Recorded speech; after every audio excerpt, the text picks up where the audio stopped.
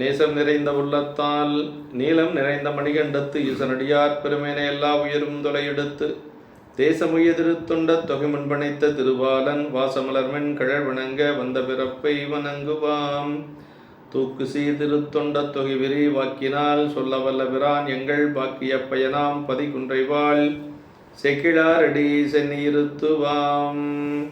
கைலாய பரம்பரையில் சிவஞான போத நெறி காட்டும் வெண்ணு பயில்வாய்மை மெய்கண்டான் சந்ததிக்கோர் மெய்ஞான பானுவாகி குயிலாரும் பொழில் திருஆவடுதுறைவாள் குரு நமச்சிவாய தேவன் செயலாதி மரபுடையோன் திருமரபு நீடூழி தழைகமாதோம். எல்லாம் வல்ல பெருமான் அருள் தரும் பன்னார் மொழியமுடனமர் திரு நன்னாவுடைய திருவடிகளை வணங்கி எம்பெருமக்கள் நாயன்மாருடைய பொன்னார் திருவடி தாமர்களை மனமொழிமைகளாலை வணங்கி உரையாசிரியர் சிவக்கவுனி ஐயாவுடைய திருவடிகளை நேல நினைந்து அடியனுடைய ஞானாசிரிய பெருந்தகையாருடைய திருவடி தாமர்களை மனமொழிமைகளாலை வணங்கி திருவாவடுதுறை ஆதீன குருமகா சன்னிதானங்களுடைய பொன்னார் திருவடி தாமர்களை முக்கரணங்களாலே வணங்கி அடியார் பெருமக்களுடைய திருவடிகளை எல்லாம் வணங்கி அமைகின்றேன். அன்பார்ந்த சிவனைய செல்வர்களே, இன்று ஆடி மாதம் திருவாதிரை நட்சத்திரம் எம்பெருமான் கூற்றுவ நாயனார் குருபூசை திருநாள். எம்பெருமான் கூற்றுவ நாயனாருடைய திருச்சரிதத்தை தெய்வ சேக்கிழார் பெருமான் 8 திருப்பாடல்களை நமக்கு அருளி இருக்கின்றார்கள். எம்பெருமான் கூற்றுவ நாயனார் கலந்தை என்று சொல்லக்கூடிய பதியிலே வாழ்ந்த பெருமகனார். அவர் பெருமானது திருநாமத்தை நாள்தோறும் மோதி அடியார் சிவனடியார்களுடைய பாதம் பணிந்து ஒழுகினார் என்று சொல்லி 2 தொண்டும் செய்தவர். பெருமானுடைய திருநாமத்தை சொல்லியவர், அடியார்களுடைய திருப்பாதத்தை வணங்கி பணி செய்தவர் என்று சொல்லி அவர் நல்ல ஒரு சேனைகள் எல்லாம் சிறக்க பெற்று தன்னுடைய தோல் வல்லமையினாலே போர் செய்து பல அரசர்களை வென்று அவர் பல நாடுகளை எல்லாம் கவர்ந்து அவர் ஒரு அரசராக திகழ்ந்தாலும் மணிமுடி ஒன்று ஒழிய அரசருக்குண்டான அத்தனை இலக்கணங்களும் பொருந்தியவர் என்று சொல்லி நம்முடைய புராணத்திலே சொல்லப்பட்டிருக்கிறது. திருத்தொண்ட தொகை ஆசிரியர் நமக்கு அருளுகின்ற பொழுது ஆறுகொண்ட வேல்கூற்றன் கலந்தைக்கோன் அடியேன் என்று சொல்லுகிறார். அது கலந்தை பதியின் முதல்வராகிய கூர்மையுடைய வேலை ஏந்திய கூற்றுவருக்கு அடியனாவேன் என்று சொல்லி நாயனாருடைய தொண்டை சொல்லுகிறார். வகை நூல் ஆசிரியர் நமக்கு திருத்தொண்டர் திரு அந்தாதியில் அருளுகின்ற பொழுது நாதன் திருவடியே முடியாக கவித்து நல்ல போதம் கருத்தில் பொறித்தமையாலது கை கொடுப்ப ஓதம் தழுவிய ஞாழமெல்லாம் ஒரு கோலின் வைத்தான் கோதை நெடுவேல் கலப்பாலனாகிய கூற்றுவனே. அது மாலையணிந்த நெடிய வேற்படையை ஏந்திய கலந்தைப்பதியின் முதல்வராகிய கூற்றுவர் கோதை நெடுவேல் கலப்பாலானாகிய கூற்றுவனே. அப்படிப்பட்ட கூற்றுவனாயனார் தமது முடியில் சிவபெருமான் சூட்டி அவரது திருவடியினையே தமக்கு அரச முடியாக சூட்டி கொண்டு அவருக்கு இறைவனை கூத்த பெருமானை திருவடி சூட்டியதாக புராணத்தில் சொல்லப்படுகிறது. அவருக்கு இறைவனே திருவடி சூட்டிய ஒரு பெருமையுடையவர் நாயனார். அப்படி அந்த திருவடியினையே தமக்கு அரச முடியாக சூட்டி கொண்டு நன்மை செய்யும் சிவஞானத்தை தமது திருவுள்ளத்தில் பதிய வைத்தமையால் அச்சிவன் ஞானமே தமக்கு உற்ற துணையாக தாங்க கடல் சூழ்ந்த இந்த நில உலகம் முழுவதும் தனது செங்கோலின் கீழ் அடங்கி வாழச் செய்தார். அவர் ஒரு முடியரசர் கிடையாது, ஆனால் பல வெற்றிகளை பெற்ற ஒரு சிறந்த வலிமையான ஒரு அரசர் என்று சொல்லி அதற்கு காரணம் அவர் பெற்ற சிவன் ஞானமே அதற்கு துணையாக நின்றது. பெருமானுடைய திருத்தொண்டர், அதனால் அவருக்கு அது துணையாக இருந்தது என்று சொல்லி நம்முடைய வகை நூலாசிரியர் அருளுகின்றார். அதான் நாதன் திருவடி சிவபெருமானுடைய திருவடி முடியாக இருக்கும்படி இறைவர் இவரது முடியில் சூட்டிய திருவடி, அது பாதமலர் அழிக்க என்று சொல்றார். பெருமானே திருவடி சூட்டியதனால அவர் ஒரு வெற்றி வீரராக திகழ்ந்தார் என்று சொல்லுகிறார். வகை நூல் ஆசிரியர் இப்படி அருளுகின்ற பொழுது நம்முடைய விரைநூல் ஆசிரியர் இருக்கக்கூடிய ஆசிரியர் பெருமானார் 8 பாடல்களிலே நமக்கு அருளி இருக்கின்றார்கள். அதிலே முதல் பாடலிலே சொல்லுகின்ற பொழுது நாயனார் செய்த 2 பணிகளையும் சொல்றார். பெருமானிடத்திலே அன்பு கொண்டு அஞ்செழுத்தை ஓதினார். அதே மாதிரி அடியார்களிடத்திலே அவர் திருவடிகளை பணிந்து வணங்கி அவர்களுக்கு திருத்தொண்டு செய்தார் என்று சொல்லி, அதாவது 2 தொண்டும் செய்தவர். நம்முடைய பெரிய புராணத்திலே சிவபெருமானுக்கு தொண்டு செய்தவர்கள், அவன் அடியார்களுக்கு தொண்டு செய்தவர்கள், 2 பேருக்கும் தொண்டு செய்தவர்கள், இறைவனுக்கும் தொண்டு செய்தவர்கள், அடியார்களுக்கும் தொண்டு செய்தவர்கள் என்று சொல்லி 3 வகையாக பிரிக்கலாம் நம்முடைய தொண்டை. இப்போ இந்த நாயனார் எப்படின்னா 2 பேருக்கும் தொண்டு செய்திருக்கிறார். வேத உள்ளுரையாவன விரிவுணல் வேணிநாதர் தம்மையும் அவன் அடியாரையும் நயந்து பாத அர்ச்சனை புரிவதும் பணிவதும் என்றே காதலால் அவை இரண்டுமே செய் கருத்துடையார் என்று சொல்லி நம்முடைய நீலநக்க நாயனாருடைய புராணத்திலே சேக்கிழ பெருமான் அருளுகின்றார். அந்த வகையிலே இவர் 2 தொண்டு செய்திருக்கிறார். துன்னார் முனைகள் தோல் வழியால் வென்று சூலப்படையார்ன பெருமான் சூலப்படையானை சொன்ன தமிழ் மாலை கோலத்தார் வாட நல்லார் வல்லார் என்று சொல்லி ஞானசம்பந்த பெருமான் இறைவனை சூலப்படையான் என்று சொல்வார். இங்க சொல்றார், சூலப்படையார்தம் நல் நாமம் தன் திருநாவினாலே நவிலும் நலமிக்கார் என்று சொல்றார். அதாவது கலந்தை முதல்வராக கூற்றுவனார் பகையவர்கள் எதிர்த்து நின்று போர்களிலே தமது தோளின் வல்லமையாலை வெற்றி கொண்டு சூழப்படை ஏந்திய சிவபெருமானது நல்ல திருநாமத்தினை தமது நாவினாலே நாள்தோறும் சொல்ல நன்மையில் மிகுந்தவர் என்று சொல்லி பெருமானுடைய திருநாமம் 5 எழுத்து. அந்த 5 எழுத்தை எப்பொழுதும் தன்னுடைய திருவாக்கின் மூலமாக சொல்லிக்கொண்டே இருப்பவர் நாயனார். 5 எழுத்தை சொன்னால் போது எல்லாம் கிடைக்கும். துஞ்சிரில் காலை மாலை தொடர்ச்சியை மறந்திராதே 5 எழுத்து ஓதினாலும் அரண்மனை கண்பதாகும் வஞ்சனை பால் சோறாக்கி வழக்கில்ல அமனர் தந்த நஞ்சமுது ஆக்கிவித்தான் நனிப்பள்ளி அடிகளாரே என்று சொல்லி நஞ்சையே அமுதமாக மாற்றியது நாவுக்கரசு பெருமானுடைய வரலாற்றிலே அந்த 5 எழுத்து என்று சொல்லுகிறார். அவர் கல்லிலே கட்டி கடலிலே அவரை பிணிக்கின்ற பொழுது 5 எழுத்தை சொல்லியே அவர் மேலே ஏற்றுகிறார். ஆமாம், 5 எழுத்தை சொல்லித்தான் மேலே வர்றார். இருவினை பாசம் மும்மலக்கள் ஆர்த்தலின் வருபவக்கடலில் வீழ் மாக்கள் ஏறிட அருளுமை 5 எழுத்து அரசினை ஒருகள் மேல் ஏற்றிடல் உரைத்தல் வேண்டுமோ என்று சொல்லி சேக்கிழ பெருமான் அங்கே சொல்றார். அப்போ 5 எழுத்துக்கு அவ்வளவு ஆற்றல் உண்டு. ஓதிய எழுத்தாம் அஞ்சும் உருவினி வரத்தாம் அஞ்சும் என்று சொல்லி சேக்கிழ பெருமான் நாட்டு சிறப்பிலே போற்றுகின்றார். அப்படி 5 எழுத்தை சொல்லிக் கொண்டு இருக்கக்கூடியவர் நம்முடைய நாயனார் என்று சொல்லி அந்த நல்ல திருநாமத்தினை தமது நாவினாலே நாள்தோறும் சொல்லும் நன்மையில் மிகுந்தவர் என்று சொல்லுகிறார். இறைவனது அடியாருடைய பாதங்களை பணிந்து துதித்து முதன்மையாகிய நல்ல திருத்தொண்டில் முயன்றனர். பன்னால் ஈசரடியார்தம் பாதம் பரவி பணிந்தேத்தி என்று சொல்லுகிறார். இறைவனை எப்படி வணங்குகின்றாரோ அதே மாதிரி அடியார்களையும் வணங்கியிருக்கிறார். அதான் பெரிய சிறப்பு. தொண்டு என்று வருகின்ற பொழுது 2 கும்பிட்ட பயன் காண்பார் போல் மெய்வேட பெருமானை கண்டு வீழ்ந்தார் என்று சொல்லி ஞானசம்பந்த பெருமான் புராணத்திலே காலத்தில் வழிபாடு செய்த பாங்கினை சேக்கிழ பெருமான் அவருக்கு அருளுகின்றார். அதுபோல 2ம் வழிபாடு செய்திருக்கிறார். துன்னார் அப்படின்னு சொன்னால் பகைவர்கள் என்று சொல்லி சூழப்படையார் சிவபெருமானுங்க.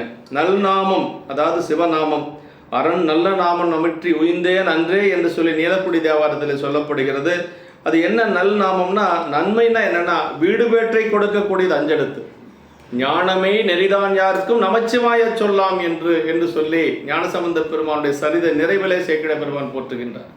ஞானமே நெறிதான் யாருக்கும் நமச்சிவாய சொல்லாம் என்று ஆன சொல் நமச்சிவாய திருப்பதிகத்தை அங்கன் வானமும் நிலனும் கேட்க அருள் செய்து மனத்தில் வந்தோர் இனமாம் பிறவி தீர யாவரும் புக என்றார் என்று சொல்லி அந்த நமச்சிவாய பதிகத்தை சொல்லி எல்லோரும் ஆச்சால்புரத்திலே அந்த அக்னியிலே புகுந்து பெருமான் திருவடி அடைந்தார்கள் என்று சொல்லி நமக்கு புராணத்திலே சொல்லப்படுகிறது. அந்த பதிகம்தான் காதலாகி கசிந்து கண்ணீர் மழ்கி ஓதுவார் தம்மை நன்னெறிக்கு உயிப்பது வேதம் 4 மெய்ப்பொருளாவது நாதன் நாமம் நமச்சிவாய். அந்த நன்னெறினா என்னன்னு கேட்டால் வீடு பேரு தான் நன்னெறி, வேற ஒன்றும் கிடையாது. நல்ல நெறி என்று சொல்லுவது நன்மையாகிய நெறி என்னன்னா வீடு பேரு தான் நன்மையாகிய நெறி, அதுக்கு மேல ஒரு பேரு கிடையாது.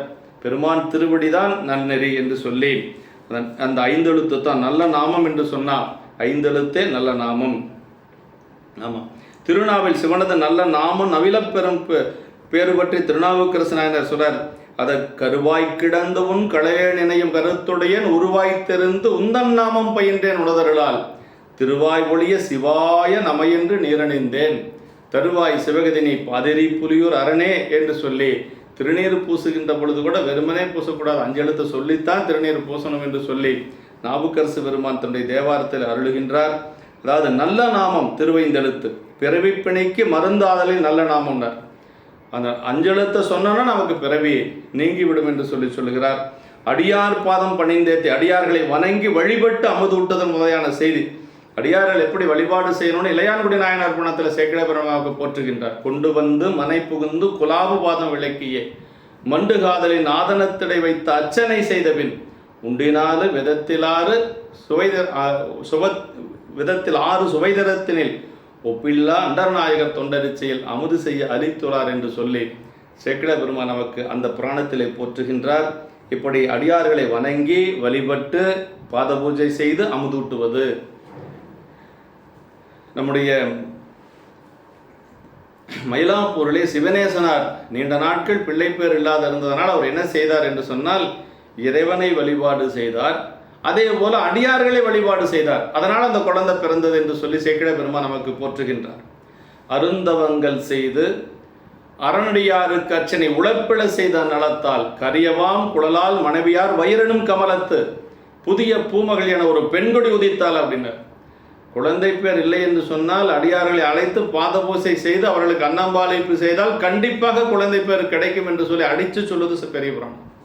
இந்த மண்ணினில் பிறந்தார் பெரும்பயன் மதிசூடும் அன்னலார் அடியார்தமை அமது செய்வித்தல் கண்ணினால் அவர் நல் விழா பொழிவு கண்டு ஆறுதல் என்று சொல்லி 2 பயன்களை சேக்கிழ பெருமான் சொல்லுகின்ற பொழுது கூட முதலாவதாக சொல்லப்பட்ட பயன் என்ன என்று சொன்னால் அடியார் பெருமக்களை அன்னம்பாளிப்பு செய்வது என்று சொல்லி அங்கேயும் முதல்ல வருது. அதே மாதிரி நான் பிள்ளையாருடைய தேவாரத்திலே அதே போலத்தான் வரும். அட்டிட்டல் காணாது போதியோ பூம்பாவா என்று சொல்லி மட்டிட்ட புண்ணையங்கான மணமையில் என்ற சொல்ல அந்த பாடல்ல முதல்ல அட்டிட்டல் அடியார்களுக்கு அன்னம்பாளிப்பு செய்வதை பார்க்காது போய்விட்டாயே என்று சொல்லி போற்றுகின்றார். அதற்கு பிறகு திருவிழாக்களை எல்லாம் சொல்றார். 9 திருவிழாக்களை சொல்றார். இப்படி திருத்தொண்டு முன்னாகிய நல் திருத்தொண்டு அப்படின்னா அரண்பணியும் அடியார் பணியும் தான் திருத்தொண்டு. அரண்பணியோடு நிற்கக்கூடாது, அடியார் பணியும் செய்யணும். ஒரு பணி தொண்டு என்று சொல்லி வருகின்ற பொழுது 2, ஒன்று சிவபெருமானுக்கு தொண்டு, இன்னொன்று அடியாருக்கு தொண்டு. அரண்பணியும் அடியார் தொண்டுமே தொண்டு என்று சொல்லுவது. அதை நம்ம மாறில் திருப்பணிக்கன் முதிர்ந்த கொள்கையராயினார் என்று சொல்லி பெரிய புராணத்தில் ஒரு திருப்பணினே சொல்றேன். திருப்பணி நோக்கி சென்றார் எரிபத்த நாயனார் புராணத்தில் சொல்றார். தம்பிரான் பணி மேற்கொண்டு சிவகாமியாரும் சார எம்பிரான் நண்பரான எரிபத்தர் தாமும் என்ன அம்பலம் நிறைந்தார் தொண்டர் அறிவதற்கறியார் என்று செம்பியன் பெருமையொன்னி திருப்பணி நோக்கி சென்றார் என்று சொல்லி சொன்னார். திருப்பணி அடியார்களுக்கு செய்யக்கூடிய பணி திருப்பணி. எப்படி இறைவனுக்கு செய்யக்கூடிய பணி திருப்பணியோ அதே மாதிரி அடியார்களுக்கு செய்யக்கூடிய தொண்டு திருப்பணி என்று சொல்லி சேக்கிழ பெருமான் பல இடங்களில் போற்றுகின்றார். இப்படி அடுத்த பாட்டில் அருளின் வழியால் அரசொதுங்க அவனை எல்லாம் அடிப்படுப்பார் பொருளின் முடிவும் காண்பறிய வகையால் பொழிவித்து இகழ் சிறக்க மருளும் களிறு பாய்புறவி மணித்தேர் படைநேர் முதன் மாற்றார் வெருளும் கருவி 4 நிறை வீரச் செருக்கின் மேலானார் அப்படின்னா அருளின் வழியால் சிவன் திருவருள் துணையின் வல்லமையால் இதெல்லாம் எப்படி செஞ்சார்? பெருமானுடைய திருவருள் இல்லாமல் செய்ய முடியாது. பெருமானுடைய திருவருள் தான் எல்லாத்துக்கும் காரணம். திருவருள் இல்லாமல் நம்ம செய்ய முடியாது. அது ரொம்ப முக்கியங்க. ஆமாம், அரசர்களும் அஞ்சி ஒதுங்கி கீழ்ப்படும்படி நிலம் முழுவதும் தம் ஆட்சியின் கீழே வரும்படி செய்வாராகி அரசர்களே முடியரசர்களே அஞ்சக்கூடிய அளவுக்கு போர் செய்யக்கூடிய வலிமையுடையவர் கூற்றுவ நாயனார். ஆனால் இவர் முடியரசர் கிடையாது. ஆமாம், சேர சோழர்களை போல முடியரசர் கிடையாது. அவர்களே அஞ்சக்கூடிய அளவுக்கு போர் செய்ய காரணம் என்ன? இறைவனுடைய திருவடி அவர் தலைமையில் இருக்கு, வேற ஒன்றும் இல்லை. அதுதான் காரணம்.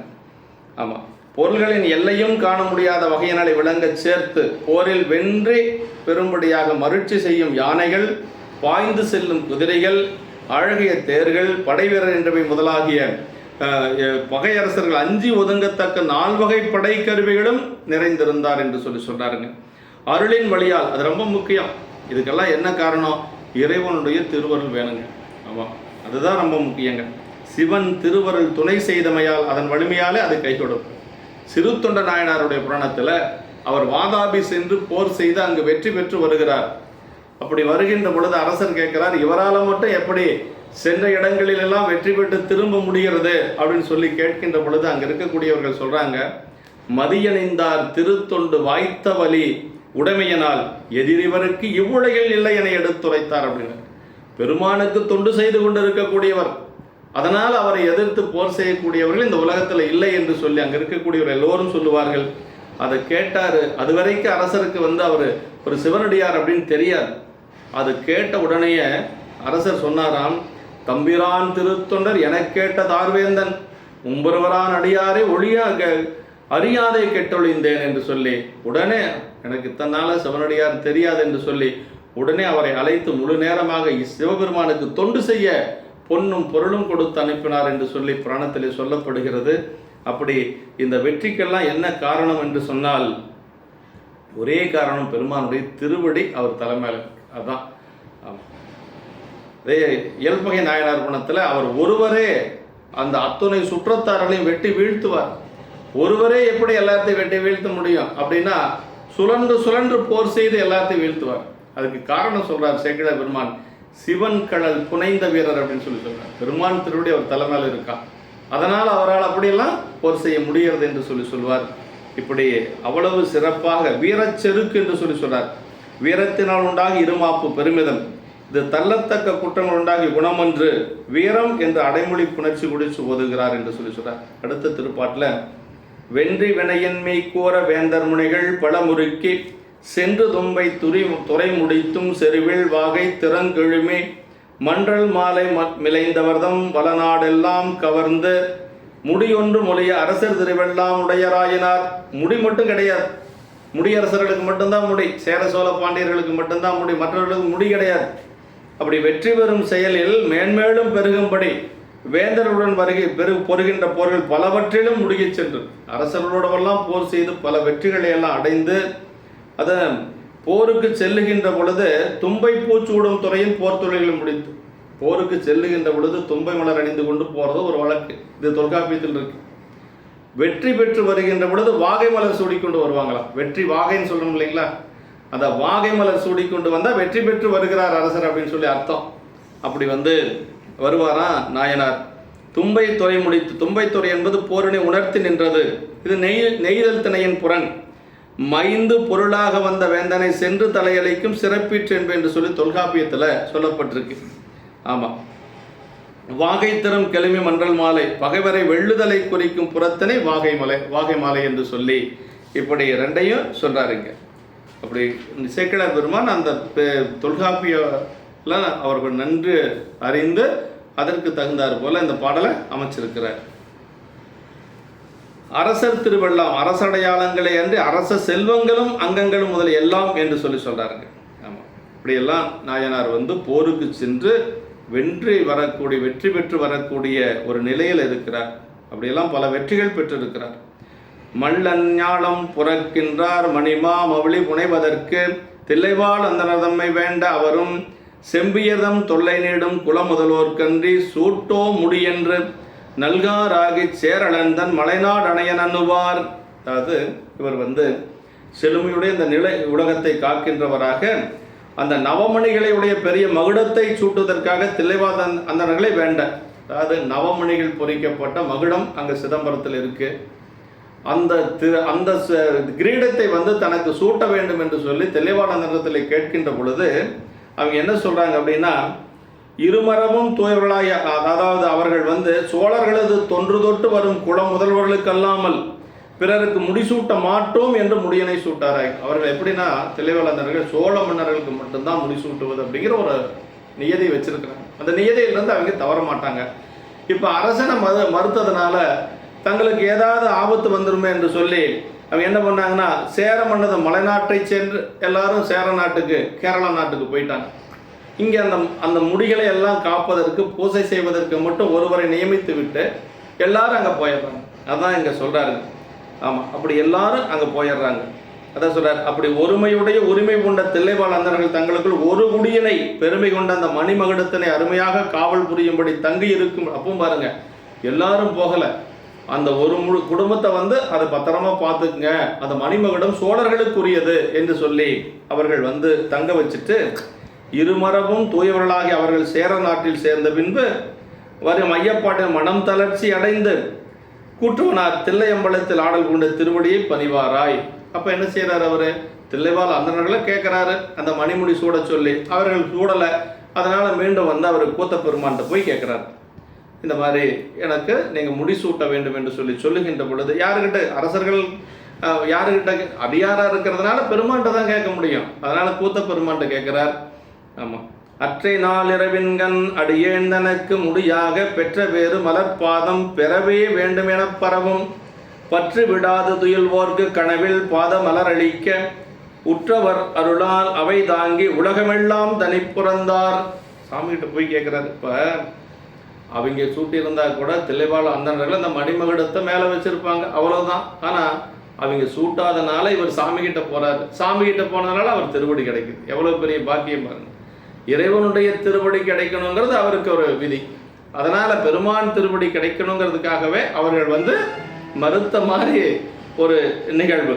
நம்ம அடியேனுக்கு தேவரிரது மலர் போன்ற பாதங்களை மணிமுடியாக பெற்ற பேர் அடியேன் பெற வேண்டும் என்று துதைக்கும் பற்றினை விடாமல் துயில்கின்ற அவருக்கு அப்படி மனசில் வேண்டிட்டு அங்கே துயில் கொள்கிறார். அன்று இரவு தூங்குறார்.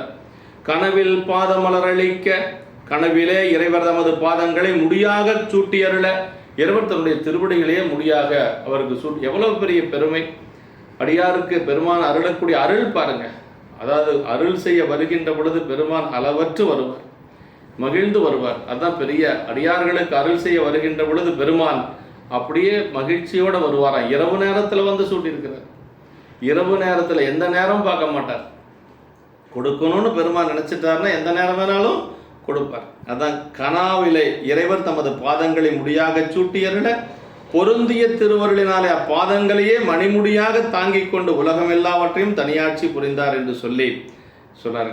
அந்த திருவடியவே அப்படியே வந்து மணிமுடியாக தாங்கிக் கொண்டு இந்த உலகத்தை எல்லாம் தனியாட்சி செய்து வந்தார் என்று சொல்லி சொல்றாருங்க. இப்போ தில்லைவாழ் அந்தணர்களுக்கும் சோழ அரசர்களுக்கும் அந்த காலத்திலிருந்து ஒரு நட்பு இருந்திருக்கிறது. அவர்கள் சோழ மன்னர்களுக்கு மட்டுமே முடிசூட்டக்கூடிய ஒரு பெருமை பெற்றவர்கள் என்று சொல்லி இருக்கிறாங்க. அப்படியெல்லாம்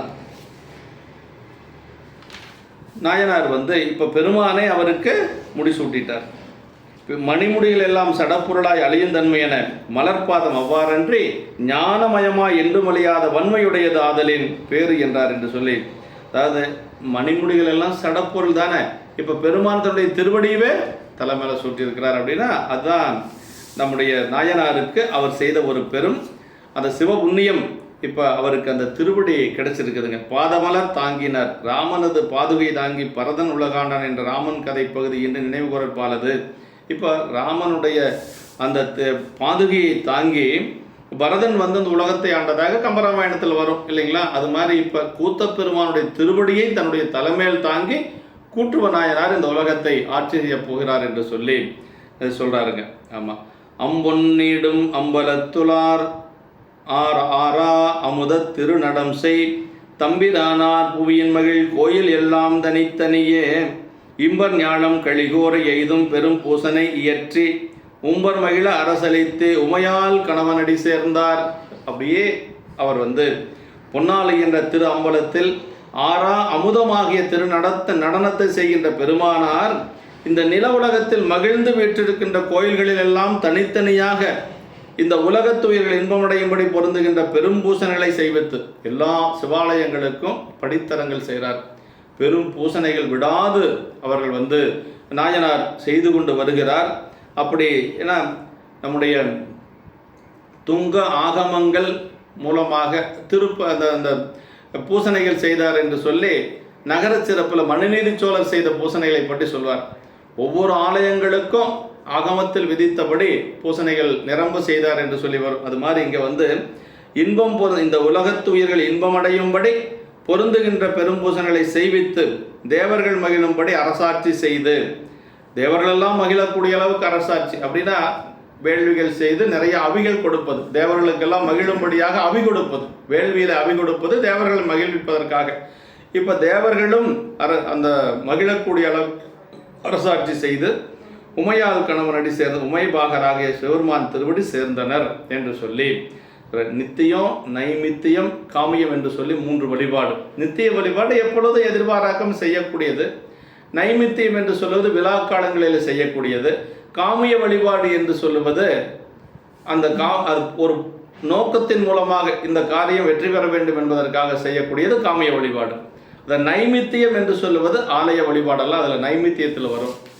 ஆமாம், நித்திய பூசைகள் அப்படிங்கிறது சிவ பூசையெல்லாம் நித்திய வழிபாட்டில் வரும். ஆனால் இந்த ஆலய பூசைகளை எல்லாம் தவறாது இந்த நாயனார் செய்திருக்கிறார் என்று சொல்லி சொல்கிறார். அப்படின்னா அப்படி செஞ்சால் உயிர்களெல்லாம் உலக உயிர்களெல்லாம் நலமடையும். ஆமாம், அதுதான் நமக்கு இங்கே சொல்லப்படுவது என்று சொல்லி அம்பொன்னீடும் அம்பலம் நான் முழுதும் வானுலகத்துள்ள தேவர்கள் தூய செம்பொன்னினால் எழுதி வைந்த சிற்றம்பலம் என்று சொல்லி தேவர்களும் பின்னர் இரணியவர்மன் முதலிய அரசர்களும் அந்த காலங்களில் முறைப்பொன் வேந்தமையால் பொன்னீடு என்று சொல்லி அம்பொன்னீடிய அம்பலத்தில் நின்று ஆடுவார் அடி சூடுவார் என்று சொல்லி இளையாங்குடி நாயனார் குணத்தில் வருங்க. அப்படி ஆறா அமுத திருநடம் என்று சொல்ல தெவிட்டாத குறைவுபடாத அமுதம் போன்ற திருநடனம். அந்த நடனம் எப்படிப்பட்டது? அமுதம் போன்ற திருநடனம். அமுதம் என்ன செய்யும்? நம்ம மரணத்தை போக்கும். அந்த நடனத்தை ஒரு முறை பார்த்து தரிசித்த போது நமக்கு பிறப்பு கிடையாது. அதை தில்லையை தரிசிக்க முக்தி என்று சொல்லி பெரியவங்க சொல்லுவாங்க. ஊனடைந்த உடம்பின் பிறவியே தானடைந்த உறுதியை சாருமால் தேனடைந்த மலர்பொழில் தில்லையில் மானடம் செய் வரதர் போற்றால் தோழனர்.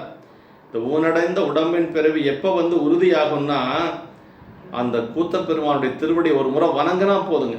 அதான் சொல்கிறேன், ஊனடைந்த உடம்பின் பிறவியே தானடைந்த உறுதியை சாருமால் தேனடைந்த மலர்பொழில் தில்லையில் மானடம் செய் வரதர் போற்றால் தொலை.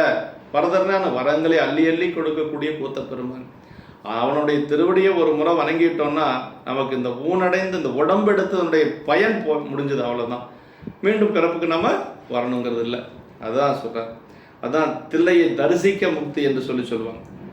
அம்பொன் நீடி அம்பலம் அப்படின்னு சொல்கிறாங்க.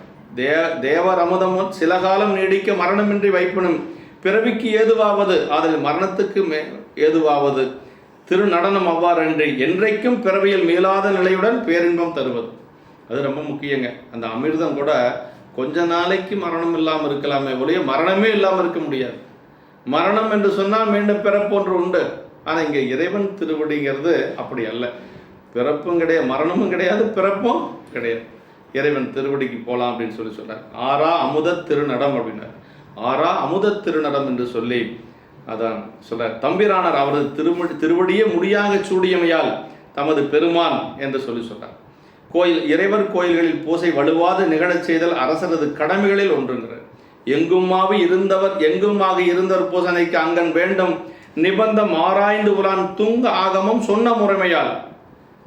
நகர சிறப்பு சொல்றார். நம்முடைய மனுநீதி சோழர் எப்படி செஞ்சாருன்னு சொல்ற. எங்குமாக இருந்தவர் பூசனைக்கு அங்கன் வேண்டும் நிபந்தம் ஆராய்ந்துலான் ஆகமங்கள் சொன்ன முறையினாலே. ஆகமங்கள் 28 ஆகமங்கள் என்று சொல்லுவார்கள். அந்த ஆகம முறைப்படி ஆலயங்களுக்கு பூசனை செய்தவர் நம்முடைய மனுநீதி சோழர். அது மாதிரி இங்கே சொல்றார். மங்கையை பாகமாக உடையவர் மண்ணும் கோயில் எங்கனும் பூசை நீடி ஏலிசை பாடலாடல் பொங்கிய சிறப்பின் மல்க போற்றுதல் புரிந்து என்று சொல்லி புற்றிடங்கொண்டு புனிதர்க்கு அமுதுபடி முதலா நீதி வளவன் தான் வேண்டுவ நிபந்தம் பலவும் அரியணையின் மீது திகழ இருந்தமைத்தான் வேதாகமனுள் விதிவிலங்கை என்று சொல்லி பெரிய புராணத்தில் இப்படி பல இடங்களில் சொல்லப்பட்டிருக்கு. அதாவது இது என்னன்னா, அரசர்க்குரிய முதல் கடமையாக வகுத்து வற்புறுத்தி காட்டிய ஆசிரியர் அருளிப்பாடு. அரசருடைய முதல் கோயில் என்ன தெரியுங்களா? ஆலய நிபந்தங்கள் செய்வது. ஆலயங்களை சும்மா போடுறதில்ல. முன்னவனார் கோயில் பூசை முற்றிடின் மன்னவருக்கு தீங்கு வரும் வாரி வழங்குன்றம்னு நம்முடைய திருமந்திரம் சொல்லுதுங்க. நாட்டில் பஞ்சம் வரும், பிணி வரும், கள்ளம் மிகும் என்று சொல்லி எல்லாம் நமக்கு முன்னவனார்னா யாரு? சிவபெருமானுடைய கோயில். எந்த ஒரு சிவாலயமும் பூசை இல்லாமல் இருக்கக்கூடாது. அப்படி இருந்தால் மக்களுக்கு தீங்கு வரும், மன்னனுக்கு தீங்கு வரும், நாட்டில் பஞ்சங்கள் வரும், எப்படியெல்லாம் சொல்லப்பட்டிருக்கு. அரசருடைய முதல் கடமை என்னன்னா கோயில் நிபந்தங்களை முறையாக செய்வது என்று சொல்றார்.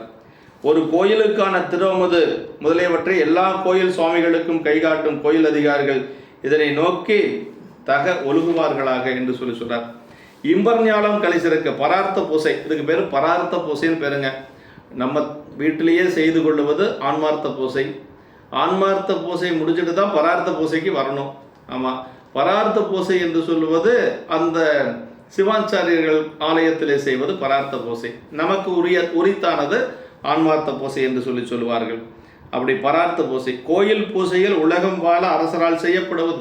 இந்த உலகம் மக்கள் எல்லாம் வாழணுங்கிறதுக்காக அரசர்கள் செய்யக்கூடியது கோயில் பூசைங்க. இவை நன்கு செய்யப்படின் உலகம் கழித்து தலை துவங்கும். ஆமாம், செய்யாவிடின் அதற்கு மாறாக உலகம் துன்பமடையும் என்று எதிர்மறை முகத்தால் முன்னவனார் கோயில் பூசைகள் முட்டிடின் மன்னவருக்கு தீங்குல வாரி வலங்குன்றும் கண்ணும் களவு மிகுந்திடும் காசினி என்று நாட்டுக்கும் அரசருக்கும் தேவரும் என்ற சிவ ஆகம ஆணைவழி அறுதியிட்டு அருளியவர் திருமூலருடைய திருமந்திரத்தில் சொல்லப்பட்டிருக்கிறது என்று. அப்போ பூசை மட்டும் தவறவே கூடாது. கோயில் பூசை, சிவபெருமானுடைய ஆலயம் பூசை எப்பொழுதும் நிகழ்ந்து கொண்டு இருக்க வேண்டும் என்று சொல்லி நமக்கு நம்முடைய ஆகமங்கள் எல்லாம் சொல்லப்பட்டிருக்கு. ஏன்னா திருமந்திரம் என்று சொல்லுவது தமிழ் ஆகம நூல். அப்படிதான் செகிழா பெருமான் சொல்றாருங்க. தன்னிலவார் சடையார்தாம் தந்த ஆகம பொருளை மண்ணின் விசை திருமூலர் வாக்கில் தமிழ் வகுப்புங்கிற பெரிய புராணத்தில். ஆமாம், அதாவது சிவபெருமான் அருளிய ஆகமத்தை திருமூலர் மூலமாக நமக்கு பெருமான் கொடுத்திருக்கிறார் என்று சொல்லுகிறார். திருமந்திரத்தில் 9 தந்திரங்கள் இருக்கும். அந்த 9 தந்திரங்கள் 9 ஆகமங்களாக நமக்கு வகைப்படுத்தி கொடுத்திருக்கிறார். நம்முடைய சிவக்குனி ஐயாவுடைய உரையில மிக தெளிவாக அதை சொல்லி இருக்கிறார். என்னென்ன ஆகமங்கள் நம்முடைய திருமந்திரத்தில் இருக்கிறது என்பதெல்லாம் சொல்லப்பட்டிருக்கு. எய்தும் பூசனை பெரும் பூசனை என்று சொல்லி நித்திய நைமித்தியங்கள் என்று சொல்லக்கூடிய 2 நித்திய பூசை என்று சொல்லுவது சிவபூசை, நைமித்தியம் என்று சொல்லுவது ஆலயத்தில் இருக்கக்கூடிய பூசை. காமிக பூசைன்னு சொல்லி ஒரு பூசை இருக்கு. உம்பர் மகிழ அரசளித்தே அறநூல் வழியான செங்கோல் அரசு மலைக்கு காரணமாய் வானவர் பூசைக்கும் ஏதுவாதல் குறிப்பு இறைவனது பூசையினால் உலக மகிழவும் அரசாட்சியில் உம்பர் மகிழவும் அப்படிங்கிறார். இறைவனது பூசையினால உலகம் மகிழ்ச்சி அடையும், அரசனுடைய ஆட்சி நல்லா இருந்தா தேவர்கள் எல்லாம் மகிழ்ச்சி அடைவார்கள் என்று சொல்லி சொல்றார். அடுத்த திருப்பாட்டு. காதல் பெருமை தொண்டை நிலை கடல் சூழ் வையம் காத்தளித்து கோதங்கு அகல முயல் கடந்தை கூற்றனார் தம் கடல் வணங்கி நாத மறை தந்தளித்தாரை நடைநூல் பாவின் நவின் ரேத்தும் போதமருவி பொய்யெடுமையில்லா புலவர் செயல் புகழ்வாம். அதாவது பெருவெறுப்புடைய பெருமையுடைய திருத்தொண்டினை நிலைத்த கடல் சூழ்ந்த உலகத்தை காத்து அரசளித்து குற்றம் நீங்கும்படி முயன்ற கலந்தை கூற்றுவனாயனரது திருவடியை வணங்கி என்ன சொல்ற பாருங்க, கோதங்கு அகல முயல் கலந்தை கூற்றனார்தம் கலல் வணங்கினர். குற்றம் நீங்கும்படி முயன்ற கலந்தையை சார்ந்த கூற்றுவ நாயனாரது திருவடிகளை வணங்கி அடுத்த சரீரத்துக்கு செல்லுகின்ற பொழுது இந்த நாயனாருடைய திருவடியை வணங்கி கொண்டு செல்லுவது சேக்கிழார் பெருமானுடைய ஒரு மரபு. அதான் அதுக்கு பேர் அப்படி சொல்லுவாங்க, தோற்றுவாய் செய்தல் என்று சொல்லி சொல்லுவாங்க. அதனை துணை கொண்டு அந்த திருவடியை நாயனாருடைய திருவடியை துணை கொண்டு நாத உருவாகிய வேதங்களை தந்த உலகலைக்கும் இறைவரை நடைநூலின் பாக்களால் சொல்லி துதிக்கும் சிவபோதம் பொருந்தி பொய்யடிமை இல்லாத புலவர் என்ற திருக்கூட்டத்தை சார்ந்த அடியார்களது செயலினை சொல்லப் போகின்றோம். தொகையடியார் மதுரை என்பதில் இருந்த அடியார் பெருமக்கள் என்று சொல்லுவாங்க. அது தொகையடியார். காதல் பெருமை தொண்டு பெருவிருப்பம் விளைத்ததற்கு ஏதுவாகிய பெருமையுடைய திருத்தொண்டு என்று சொல்றாருங்க. தொண்டை நிலை நாயனார் திருத்தொண்டை நிலைத்த தன்மைகள் என்று சொல்றார். கோதங்கு அகல ஆணவமல குற்றம் என்று சொல்லி அதெல்லாம் நீங்கும்படியாக ஆழ்க தீயது எல்லாம் அரண் நாமமே சூழ்க வையகமும் துயர் தீர்க்கவே என்று சொல்லுவது பாசுரம் இல்லைங்களா? வாழ்கந்தனர் பாசுரத்தில் சொல்றார், ஆழ்க தீயது எல்லாம் அப்படின்னு தீயவையெல்லாம் அகல, கோதங்கு அகல அப்படிங்கிறது அதாங்க, தீயமையெல்லாம் அகல அரண்நாமமே சூழ்க, உலகம் முழுக்க அரண்நாமமே சூழ வேண்டும் என்பதுதான் பெரியவங்களுடைய ஒரு வாக்காக இருந்தது. கலந்தை கூற்றுவனார் அப்படின்னா கூற்றன் கலந்தைக்கோன் என்று சொல்லி ஒரு பேரை வைத்து சொல்லுகிறார். அப்படி போதம் அப்படின்னா சிவபோதம் பாவினால் நவில பெறுவதெல்லாம் இறைவன் புகழ் கலையாதல் வேண்டும் என்று சொல்லி ஏனை பொருள் எவையும் பாடத்தக்கவை அல்ல, பொய்மையாளரை பாடாதே எந்தை புகழோரும் பாடமின் புலவீர்கள் என்று சொல்லி நமக்கு நம்பிகள் பாடியிருக்கிறார். அது மாதிரி அதாவது பாவினால் நவிழப் பெறுவது இறைவன் புகழ்களையே பாட வேண்டும். பூமி மேல் புகழ்தக்க பொருளே உன்னை என்ன ஆனா எண்ணி நல்லால் ஏழையேன் என்று சொல்லி ஏத்துக்கேன். இந்த பூமியில புகழக்கூடிய ஒரே பொருள் பரம்பொருள் தான். ஒரு பாடல்னா எப்படி இருக்கும்னா இறைவனை பற்றிய துதிப்பாடல்களாக இருக்கு, அதுதான் ரொம்ப பொருளுடையது. இந்த சிவபோதம் என்று சொல்றார். அப்படி நாயனாருடைய பெருமைகளை நம்முடைய சேக்கிழார் பெருமான் 8 திருப்பாடலில் அருளுகிறார். அது கற்பனை என்று சொல்லி முக்கியமான ஒரு பகுதிகள் ஒரு சில செய்திகளை நமக்கு சொல்லுகின்ற பொழுது சொல்றார், அரண் அருளால் வரும் வலிமை பெற்றோர்களை யாரும் வெல்லுதல் அரிது. இந்த சரியத்தில் நம்ம என்ன தெரிஞ்சுக்கிறோன்னா, அவர் ஒன்றும் முடியரசர் கிடையாது, ஆனால் பல முடியரசர்கள் எல்லாம் வெற்றி பெற்றிருக்கிறார். அதுக்கு என்ன காரணம்னா இறைவனுடைய திருவருளினாலே அவர் வலிமை பெற்றிருக்கிறார், அவர் திருவடி சூட்ட பெற்றிருக்கிறார். அதனால அரணருளால் வரும் வலிமை பெற்றவர்களை யாரும் வெல்லுதல் அரிது. அப்புறம் வளநாடு முதலிய அரசர் திரு எல்லாம் இருந்தாலும் மணிமுடியின்றி ஆளுதல் அரசாட்சி நிறைவாகாது என்று சொல்லி, மணிமுடி இல்லாமல் அரசாட்சி செய்வது நிறைவாகாது. ஆனால் இறைவனே அதையே அந்த குறையை நிறைவாக்கி காட்டுகிறார். தன்னுடைய திருவடியை அவர் தலைமையில வைத்து அதை நிறைவாக்கி காட்டுகிறார். அரச முடியானது அதனை சூட்டுதற்கு உரிமையுடைய ஒரு வாளை சூட்ட பெறத்தக்கது. பாருங்க, தானே எடுத்து சூட்டிக் கொள்வது அல்ல, யாரு சூட்டணுமோ அவங்க கிட்ட தான் சூட்டணும். தில்லைவாழாந்தவர்கள் தான் அதை செய்ய உரிமை பெற்றவர்கள். ஆனால் அவர்கள் என்ன, சோழ அரசர்களுக்கு மட்டுமே முடிசூட்டக்கூடியவர்கள். அதனால் அவர் விட்டுட்டார். மீண்டும் வந்து அந்த முடியை எடுத்துக்கொண்டு வேறொருத்தர்கிட்ட கொடுத்து அவர் சூட்டிக்கல. அது நம்ம கவனிக்க வேண்டிய ஒன்று. அவர் அரசர், என்ன வேணாலும் செய்யலாம். அதே முடியை எடுத்துக்கொண்டு வேறொருத்தர், ஆனால் அப்படியெல்லாம் செய்ய விரும்பலை. இறைவன்கிட்ட விண்ணப்பம் செய்கிறார், பெருமான் திருப்படி சூட்டுறார். அதான் ரொம்ப முக்கியம். அரச முடிசூட்டு பெற்ற பெரியோர்கள் முன் வழி மரபு வழக்கானன்றி வெறும் தோல்மெளிமை பற்றி அஞ்சி பிறருக்கு அதனை சூட்ட உடன்பட மாட்டார். அவ்வாறு செய்ய நேரில் அவ்விடம் விட்டு அகழ்வர். தெளிவாளர்கள் அரசனே சொன்னாலும் சரி, அவர்கள் அந்த விதியிலிருந்து வடுவ மாட்டார்கள். அதனால் அந்த இடத்த விட்டு நமக்கு ஏதோ துன்பம் வந்துடும் சொல்லி இடத்த விட்டு போனாலும் கூட அவர்கள் முடிசூட்ட வருவதில்லை. அன்பருக்காக அரச முடி அரண் திருவடி துணையே. இன்னொன்று என்னன்னா, அடியார்களுக்கு அரச முடிங்கிறது என்ன? அவருடைய திருவடி தான் அரச முடி. இதுதான் மும்மையால் உலகாண்ட மூர்த்தி நாயனார் முடியாக சொன்னது. அவர் சிகையத்தான் முடியாக சொன்னார். ஆமாம், மும்மையால் உலகாண்ட மூர்த்தி நாயனார் அவர் உடம்பு பூசிக்கொள்வது திருநீர் தான் அபிஷேகம் என்று சொல்லியும், அவர் உருத்தராக்கம்தான் அணிகலன்கள் என்று சொல்லியும், திருமுடி என்று சொல்லுவது என்னுடைய சடைமுடிதான் திருமுடி என்று சொல்லியும் அரசாட்சி செய்தவர் மும்மையால் உலகாண்ட மூர்த்தி நாயனார். அப்படி அன்பர்க்காகும் அரசமுடி அரண் திருவடி துணையாம். அரண் கோயில்களில் எங்கும் தனித்தனியே உலகு விளங்க பெறும் பூசனை முறை இயற்றுத்தல் அரசரின் முதல் கடமை. அரசனுடைய முதல் கடமை என்னன்னா, பெருமானுடைய கோயில்கள் எங்கெங்கெல்லாம் இருக்குதோ அங்கெல்லாம் பூசை வலுவாது நடக்கணும், அதை நடத்தி காட்டணும் என்பதுதான் அரசருடைய முதல் கடமை என்று சொல்றார்.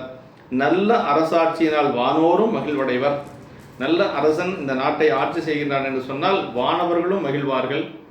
விண்ணுலகத்தில் உள்ளவர்கள் மகிழ்தான் நமக்கு மண்ணுலகமும் நல்ல சிறப்பாக இருக்கும் என்று சொல்வார்கள். இப்படியெல்லாம் இந்த நாயனாருடைய புராணத்திலே நமக்கு பல செய்திகள் சொல்லப்பட்டிருக்கிறது. இந்த சரித்திரத்தினுடைய நிறைவாக ஒவ்வொரு சருக்க நிறைவிலும் நம்பிகளுடைய பெருமைகளை சொல்லுவார்கள். நம்பிகளுக்கு துதியாக ஒரு 10 பாடல்கள் நமக்கு சொல்லப்பட்டிருக்கிறது. அதில் இந்த சரித நிறைவான உடனேயே நமக்கு நம்பிகளை பற்றி ஒரு துதி பாடல் சொல்லப்பட்டிருக்கு. தேனும் குழலும் விளைத்த திருமொழியான் புலவி தீர்க்க மதிதானும் வனையும் வகை தீர்க்கும் சடையா தூது தரும் திருநாள் கூணும் குருடும் தீர்த்து ஏவல் கொள்வார் குளவு மலர்பாதம் யானும் வரவித்திருக்கின்றேன் 7 பிறப்பின் முடங்குகோன். அது இது எந்த இடத்துல வருது அப்படின்னா, நம்பிகள் ஆரூரிலே பறவையாறு வீட்டுக்கு செல்லுவதற்கு முன்பாக, அதாவது 2வது கண், ஒரு கண் 2 கண்ணும் போய் ஒரு கண் காஞ்சிபுரத்தில் இடது கண் கிடைக்கிறது. அந்த ஒரு கண்ணோடு ஆரூரிலே மீளா அடிமை என்று சொல்லக்கூடிய பதிகத்தை பாடி 2வது கண் கிடைக்கிறது. இப்போ நம்பிகள் பறவையார் வீட்டுக்கு செல்ல வேண்டும். அப்படி நம்பிகள் பறவையார் வீட்டுக்கு செல்லுவதற்கு முன்பாக அம்மா கிட்ட ஒரு ஒப்புதல் வாங்கிட்டு வரணும். அதற்கு சாமி தூது போகிறார். அப்படி தூது செல்லுகின்ற பொழுது தூது சென்று அந்த ஊடலை எல்லாம் தீர்த்து கொண்டு வருகிறார். ஒரு முறை செல்லுகின்ற பொழுது முடியாதுன்னு சொல்லிடுறாங்க. 2வது முறை சென்று அந்த தூதை எல்லாம் சென்று ஒப்புதல் வாங்கி கொண்டு வருகிறார். இப்போ நம்பிகள் அங்கே போகணும். நம்பிகள் பறவையார் வீட்டுக்கு செல்லுவதற்கு முன்பாக பரிசனங்கள் அங்கு சென்று மங்கள பொருட்களை எல்லாம் கொண்டு போய் சேர்க்கணும். பல வகைகள், பூ வகைகள் இதெல்லாம் கொண்டு போய் சேர்க்கணும். அப்படி சேர்க்கின்ற பொழுது 2 பேர் வராங்க. ஒருவருக்கு பிறவியிலேயே கண் குருடு, இன்னொருக்கு பிறவியிலேயே கூன். நாங்களும் பணி செய்ய வருகின்றோம் என்று சொல்லி கேட்கிறார்கள். அப்படி கேட்கின்ற பொழுது சுந்தரர் பார்க்கிறார், அவர் பிறவியிலேயே கண் குருடு, அவர் பிறவியிலேயே கூன், எப்படி மங்கள பொருட்களை எடுத்துக்கொண்டு செல்ல முடியும் என்று சொல்லி இறைவனிடத்திலே அவர் விண்ணப்பம் செய்கின்ற பொழுது அந்த 2 பேருக்கு உடனடியாக அவருக்கு 2 கண்ணும் ஒளி கிடைக்கிறது, அந்த கூணும் நிமிர்கிறது. 2 பேரும் நம்பிகளுக்காக பணி செய்தார்கள் என்று சொல்லி இது ஏர்கோன் கலிக்காவனர் புராணத்தில் எங்கேயும் வர்றதில்லை. இந்த துதி பாடலில் மட்டும் சொல்லியிருக்கிறார் சேக்கிழார் பெருமான். அதான் சொல்றார், தேனும் புல்லாங்குழலும் என்று வென்ற இனிமையுடைய திருமொழியுடைய பறவையாரது ஊடலை தீர்க்கும் பொருட்டு. பாருங்க, தேனும் தோத்தரணுமா அம்மாவுடைய மொழிக்கு, புல்லாங்குழலும் தோத்தரணும். அவ்வளவு இனிமையான மொழியுடையவர் பறவைநாச்சியார். அப்படிப்பட்ட மொழியுடைய பறவையாரது ஊடலை தீர்க்கும் பொருட்டு மதியும் பாம்பும் பகை தீர்க்க வைத்தற்கு இடமாகி சடையுடைய பெருமான் தூது தந்த திருநாளிலே, அந்த பெருமான் தூது சென்ற அந்த நாளிலே கூணனது கூணையும் குருடனது குருட்டு தன்மையினையும் தீர்த்து பணிகொள்வாராகிய நம்பியாரூரது விளக்கமிக்க மலர் போன்ற பாதங்களை. பாருங்க, கண்ணும் அந்த குருடனாக இருந்தவருக்கு கண்ணும் கிடைத்தது, கூணாக இருந்தவருக்கு கூணும் நிமிர்ந்தது. நம்பிகளுக்கே கண் கிடைத்தது படாதபாடு பட்டார். திருவொற்றியூர்லேருந்து ஒரு கண் காஞ்சிபுரத்தில், இன்னொரு கண் திரு ஆரூரில் படாதபாடு. ஆனால் நம்பிகளுக்கு பணி செய்ய, நம்பிகள் சிவபெருமானுக்கு பணி செய்தார். அங்கே ஒரு கண்ணு கிடைச்சது, இங்கே ஒரு கண்ணு கிடைச்சது, ஒரு கண்ணோடவே வந்தார். இப்படியெல்லாம் அவர் பட்டார். ஆனால் சுந்தரருக்கு பணி செய்ய வந்தவருக்கு உடனடியாக கிடைக்குது. பாருங்கள், அடியார் பணி எவ்வளோ சிறப்பு பாருங்கள். பெருமானுக்கு தொண்டு செய்கிறத விட எத்தனை மடங்கு உயர்வு அப்படிங்கிறத நம்ம இதில் பார்க்கலாம். அதான் இங்கே சொல்கிறார்.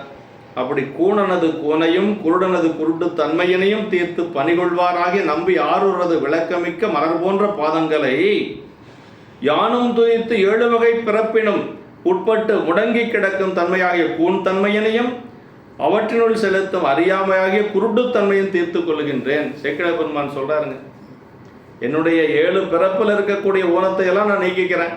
யாரை எப்படி நீக்கிக்கிறேன்? அவர் திருவடியை, சுந்தரருடைய திருவடியை வணங்கினா போதும், இதெல்லாம் நீங்கிரும் அப்படின்னு சொல்லி சொல்றார் பாருங்க. யார் சொல்றார்? சேக்கிழார் பெருமானே சொல்றார். தெய்வ சேக்கிழார் பெருமான் சொல்றார். அப்படின்னா அதான் சொல்றார், அந்த தேசமுய்ய திருத்தொண்ட தொகைமுன் பணித்த திருவாலன் வாசமலர்வன் கடல் வணங்க வந்த பிறப்பை வணங்குவாம் அப்படின்னா, அந்த சுந்தரருடைய பிறப்பை வணங்குறங்கிறாரு. ஏன் வணங்குறாரு? சுந்தரருடைய திருவடியை வணங்க வந்த பிறப்பை நான் வணங்கி கொள்ளுகிறேன் அப்படிங்கிறார். அப்போ சுந்தரருடைய திருவடியை வணங்குறதுக்கு நாம் எல்லாம் அவ்வளவு தவம் செஞ்சுருக்கணுங்க. அதான் இந்த இடத்துல சொல்றார், என்னுடைய அவர் சுந்தரருடைய திருவடியை நான் துதித்து 7 வகை பிறப்பினும் உட்பட்டு முடங்கி கிடக்கும் தன்மையாகிய பூந்தன்மையினையும் அவற்றினுள் செலுத்தும் அறியாமையாகிய குருட்டுத்தன்மையினையும் தீர்த்து கொள்கின்றேன். அவருக்கா இருக்குது? அவருக்கெல்லாம் இல்லை, நமக்கு இருக்கிறத சொல்றாரு சேக்கிழார் பெருமான். பெரியவங்க எப்பொழுதும் உலகப்பள்ளியை தன் மீது ஏற்றி சொல்லுவது வழக்கு. அவங்களுக்கு என்ன கூணு இருந்ததா குருடு இருந்ததா? நமக்கு தான் எல்லாம். அதனால நம்மளுடைய துன்பத்தை நாம் போக்கிக் கொள்வதற்கு என்ன வழி அப்படின்னா, நாயன்மாருடைய திருவடியை வணங்குவது தான் வழி, வேற ஒன்றும் கிடையாது.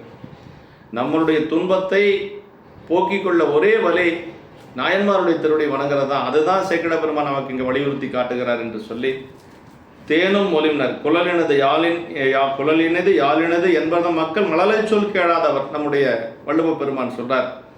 ஆமாம், திருநாள் திருவாரூர் ஒரு வீதியிலே சிவலோகம் முழுவதும் காண உள்ளதாம் படி திருவிழா போந்து நடந்தமையால் அது திருவிழா சிறப்புடைய நாளாயிற்று. பாருங்க, சாமி எத்தனையோ விழா அந்த திருவாரூரில் நடக்குது இல்லையா? எத்தனையோ விழா, பாத தரிசனம் எல்லாம் நடக்குது.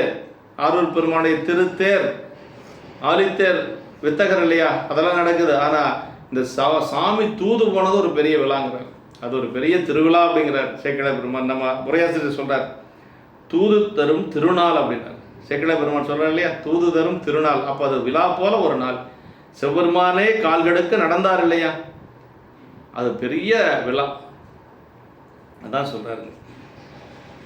அப்படி திருவிழா சிறப்புடைய நாளாயிற்று என்பது பரந்த பேரொளி பன்மணி வீதிதான் இடர்ந்த ஏனமும் அன்னமும் தேடுவார் தொடர்ந்து கொண்டவன் தொண்டருக்கு தூது போய் நடந்த செந்தாமரையடி நாருமாளார். இன்னைக்கு வரைக்கும் அது மணந்து கொண்டு இருக்குது அந்த வீதி, தெற்கு வீதி, சாமி தூது போன வீதி அப்படின்னு சேக்கிழார் பெருமான் நமக்கு நகர சிறப்பில் சொல்றார்.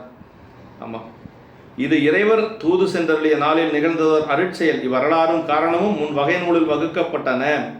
அது நிகழ்ந்த நாளும் பிறவும் மீண்டு விரிநூலில் விரிக்கப்பட்டன. அதாவது 2ஆம் முறை தூது சென்று மீண்டு இறைவர் தாழ்வுழல் செற்றம் தணிவித்தோம் நம்பியினி போய் மற்றவள் உடன்பால் அணுகு என்ன அப்படின்னு சாமி சொல்றார். போய் நீ போலாம் அப்படின்னு சொல்லுகின்ற பொழுது தேவாசிரிய மண்டபத்திலிருந்து நம்பி, அப்போ அது வரைக்கும் தேவாசிரிய மண்டபத்தில் காத்துட்டு இருக்கிறார் சுந்தரர். அப்படி பறவையானது திருமுறைகள் திருமாளிகையில் எழுந்தருளுகின்ற பொழுது முன் துயிலுணர்ந்த பரிசனங்கள் அங்கங்கு நின்று வந்து மருங்கும் மொய்த்தனர்.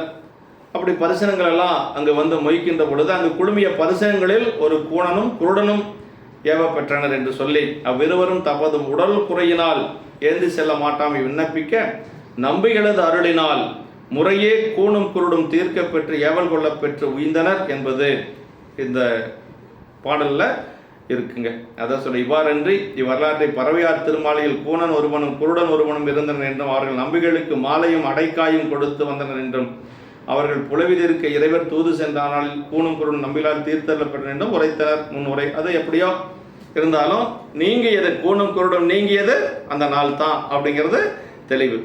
திருநாள் அப்படின்னு சொல்லி திருநாட்கூணும் குருடும் தீர்த்து ஏவல் கொள்வார் என்றதனால் அன்றே அவர்கள் ஏவல் கொள்ளப்பட்டார் என்பது கருத வரும் என்று சொல்லி தூது தரும் திருநாள் கூணும் குருடும் தீர்த்து ஏவல் கொள்வார் அப்படின்னு சொல்கிறார். இது ரொம்ப அருமையான இடங்க. 7 பிறப்பின் முடங்குகோன்னாரு.